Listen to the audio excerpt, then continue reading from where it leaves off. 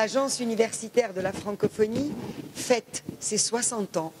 60 ans de compagnonnage avec les universités, avec l'enseignement supérieur à travers le monde et particulièrement dans cette région d'Afrique de l'Ouest où nous avons évidemment des partenariats privilégiés avec les universités, où nous avons une histoire, un ancrage, des projets qui sont emblématiques.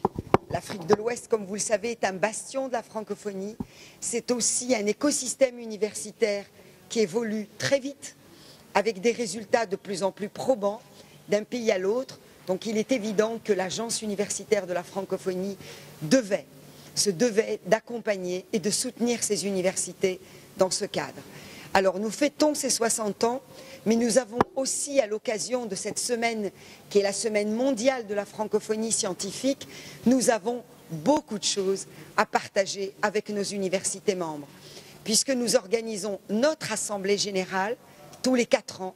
Et donc c'est l'occasion aussi de rassembler nos membres pour voter pour nos instances, puisque nous sommes une association.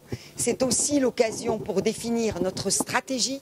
C'est aussi l'occasion, suite à une consultation mondiale que nous avons effectuée à l'échelle de toutes les universités, donc sur 120 pays dans le monde, c'est aussi l'occasion de présenter le livre blanc dans lequel nous faisons une synthèse de l'ensemble des apports et des contributions de nos membres donc à ce travail collaboratif, collectif qui a été fait pour réfléchir sur le devenir de l'enseignement supérieur francophone à travers le monde. Nous sommes en pleine pandémie, c'est d'ailleurs la raison pour laquelle nous avons souhaité que ces grands événements aient lieu en bimodal.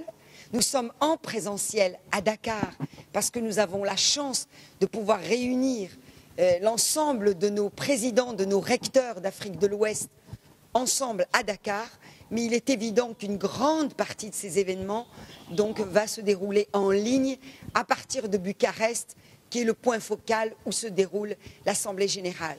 Alors que fait-on en pleine pandémie? Eh bien, en pleine pandémie, nous soutenons nos universités pour renforcer notamment cette dimension fondamentale qui est celle de leur transformation numérique.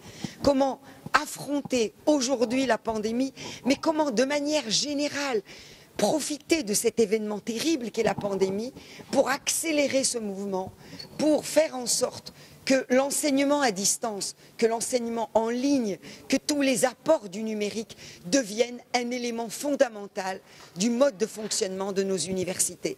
Ça a été un des éléments forts de notre travail. Mais il n'y a pas que cela, c'est évident.